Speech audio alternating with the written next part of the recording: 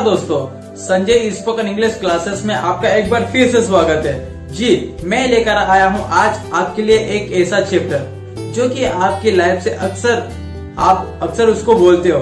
अक्सर हमारे साथ ऐसा होता है कि हम किसी काम को नहीं कर पाते और बाद में हम क्या बोलते हैं कि अरे मैं तो ऐसा कर सकता था।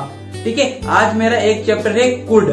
ये कुड एक मॉडल वर्ब है जो कि कैन की पास्ट फॉर्म है। तो मैं क्या बोलूंगा, अक्सर हम बोलते हैं ना कि मैं इंग्लिश सीख सकता था, मैं उनसे मिल सकता था, मैं तुम्हारी मदद कर सकता था। तो इसी तरह के सेंटेंसेस हम जब हिंदी में बोलते हैं तो और इंग्लिश में किस तरह से बोलेंगे, डिस्कस करेंगे इस वाले वीडियो में। तो बने रहिए हमारे साथ इस वीडियो के अंत तक। जी, सबसे पहले बात करते हैं कुड का शाब्दिक अर्थ। कुड का मतलब होता क्या है? कुड मीन्स होता है सकता था। ठीक है, जैसे कैन का मतलब होता है सकता है और वैसे वैसे कुड मीन्स सकता था। ठीक है, ध्यान से देखिए इस एक लाइन को। कुड का प्रयोग हम पास्ट में अपनी एबिलिटी दिखाने के लिए करते हैं।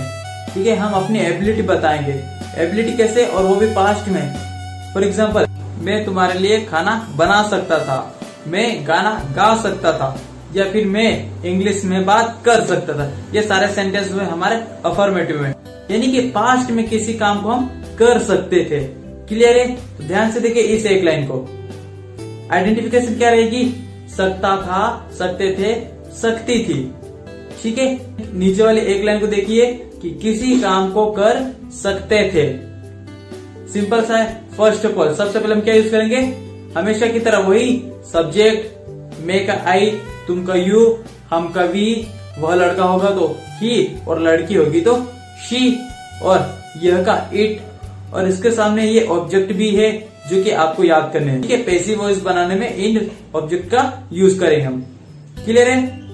सब्जेक्ट लिखा, उसके बाद में could, first form of the main verb and in the last object. सबसे पहले subject, could, verb first form और ऑब्जेक्ट। ये तो हुआ हमारा स्ट्रक्चर। अब जरा हम सेंटेंस को थोड़ा सा ट्रांसलेट करके देखेंगे। हिंदी में सेंटेंस लिखेंगे और उसके बाद उसे इंग्लिश में ट्रांसलेट करेंगे।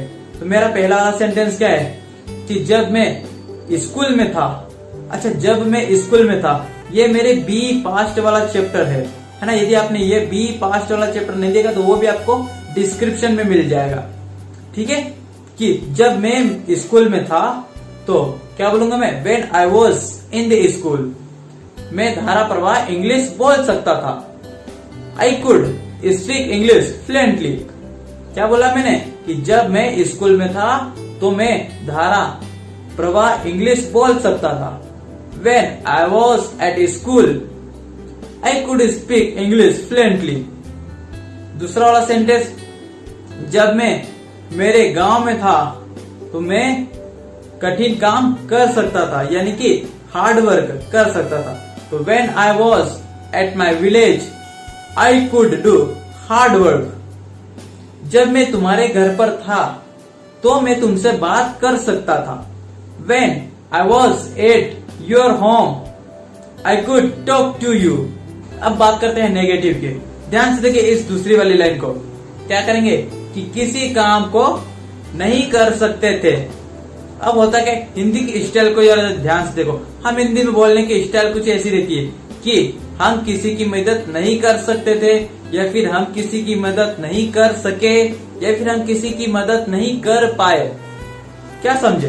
कि सके भी हम बोलेंगे, ये भी बोल सकते हैं सॉरी कि मैं तुम्हारी मदद नहीं कर सका, या फिर मैं तुम्हारी मदद नहीं कर पाया, या फिर मैं तुम्हारी मदद नहीं कर सकता था। क्लियर है? तो सबसे पहले हम क्या यूज करेंगे? सब्जेक्ट, बाद में कुड, और तीसरे स्थान पर हम नोट को रखेंगे, लास्ट में वर्ब फर्स्ट फॉर्म और ऑब्जेक्ट इसे। ठीक है, ध्यान से देखिए है ना कि मैं तुम्हारी मदद नहीं कर सका। क्या बोलूंगा मैं? I could not help you. मैं तुम्हें पैसे नहीं दे सका। I could not give you money. मैं तुम्हारे लिए खाना नहीं बना सका। I could not cook food for you. 2 साल पहले मैं इंग्लिश नहीं बोल सकता था। Before 2 years I could not speak English. मैं तुम्हारी मदद नहीं कर सकता था तो I could not help you. जब मैं मेरे गांव में था तब मैं तुम्हारी मदद नहीं कर सकता था। When I was at my village, I could not help you. Interviewer के सामने मैं इंग्लिश नहीं बोल पाया या फिर नहीं बोल सका। So I could not speak English in front of the interviewer. क्या बोलूंगा मैं कि I could not speak English in front of the interviewer. मैंने क्या बोला हिंदी में, बोल पाया, नहीं बोल पाया या फिर नहीं बोल सका, लेकिन इंग्लिश में एक ही सेंटेंस रहेगा। अगला वाला सेंटेंस कि मैं तुम्हें पैसे नहीं दे सका। Sorry, I could not give you 5,000 rupees. अगला, हम उसकी जान नहीं बचा पाए।